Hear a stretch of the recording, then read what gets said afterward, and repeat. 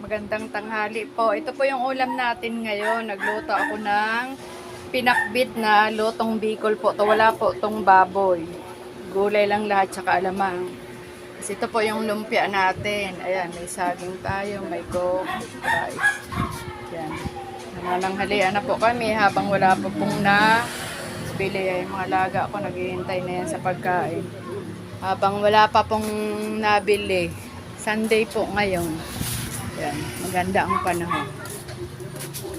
Napakaganda po ng panahon.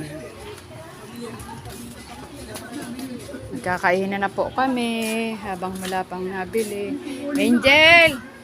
Ayan si Angel Locsin, no? Angel, halika na. Ginising mo na si baba mo? Ha? Turog? Kakain na po tayo.